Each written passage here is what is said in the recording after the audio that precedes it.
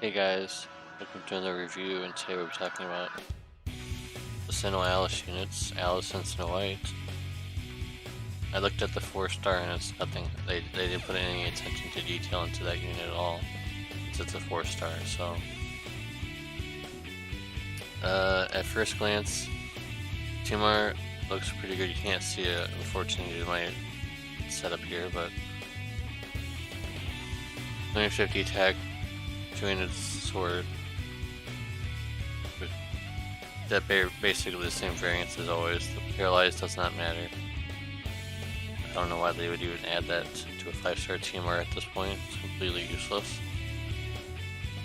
Yes, team art is just basically Arden's S team art, but with 50% stop resist added on, so it's useless. 50% is not good enough, guys, at this point in the game when you're doing harder trials.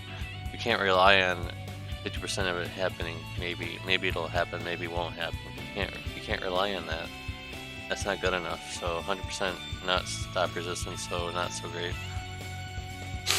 But sorry about that. She's able to imbue fire and ice to our element, and she's able to decrease fire and ice resist by 100%, while actually also dealing damage. It's going to take 1,000 damage per use of this, so you probably should only be using this one time. Able to increase her attack by 130%. All stats besides HP and MP, of course. Giving some 200% Demon and Reaper Killer is actually really good.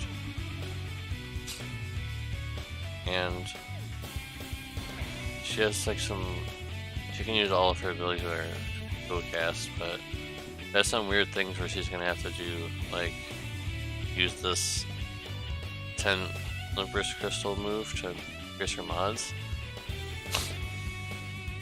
It also gives mitigation to everybody. I'm not really sure, like, this is a very strange damage together already. And the Learn First gives her more modifier boosts. It's not permanent like other units that have a small modifier boost like this. Learn First damage dealer, she only has 9 hit move. 150 TDH as per usual. My nose is all plugged up, it's early in the morning, sorry. Otherwise, it just seems like another DPS, guys. It just doesn't seem anything special to me. She has what I like with the stacking damage, and she has mod boost, so she's just another DPS, guys. A good DPS, but just another DPS. If you guys have been playing for a long time, might already have some DPS. You really don't need this unit at least, this one at least. We don't know about the other one yet. There's really nothing here that's all that special. She'll do damage, of course, and she's capable of doing AT chain with other units. I just don't see the value in this unit, personally. I don't know. She'll do damage, she'll be really strong, but I mean, that's really it. There's really nothing here that's popping out at me saying, get this unit, because it can do this thing, or this thing. No, it's just, you can do DPS. There's a lot of units that can do DPS nowadays. So keep that in mind. I feel like she's probably going to be up there in terms of numbers, but I don't think that she's going to. She doesn't have anything that's ultra impressive that brings something to the table. Like, wow, I'm going to bring her to every fight because she can do this.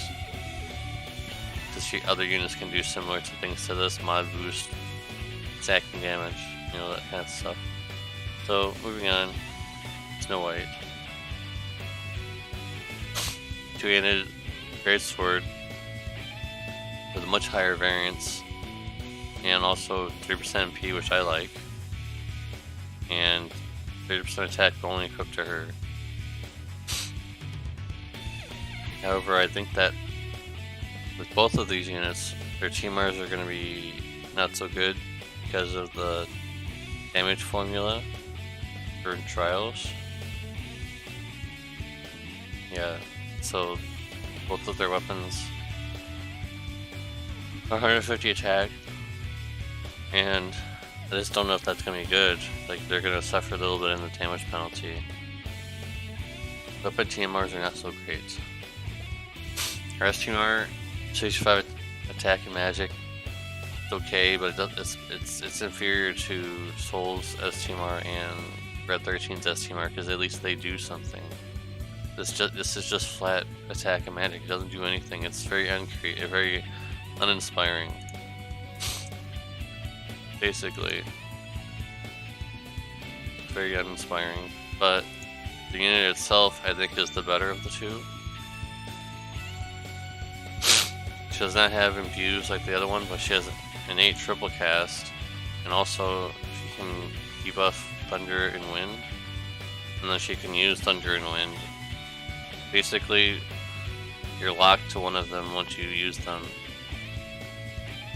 Once you use one of those imperils, whichever one you need to use, you're basically locked to Wind or Thunder for the rest of the fight because you have stacking damage to worry about. And she has some weird things like she's able to break all stats at 70%, and also wind and thunder imbue, wind and thunder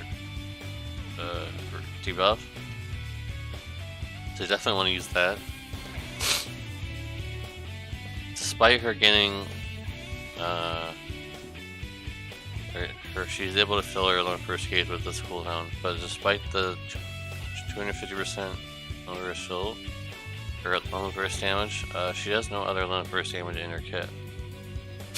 So, despite her looking like a lone burst damage dealer, she doesn't have any other stuff in her kit. I'm sure she's still really strong. 30 times mod, but no ignore defense, so it increases her attack, so you would definitely want to use it for that.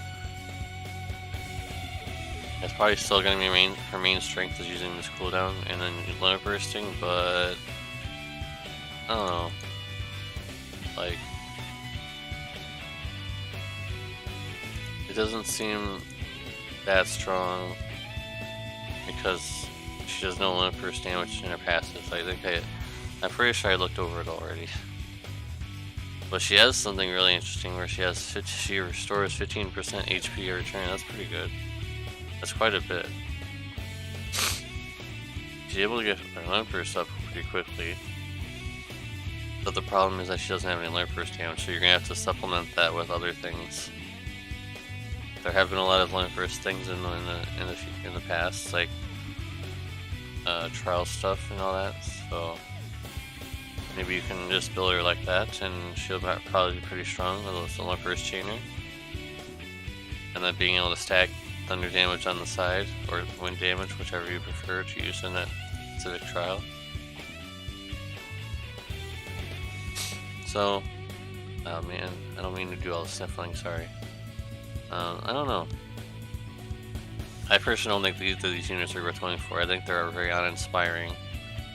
That's just what I think.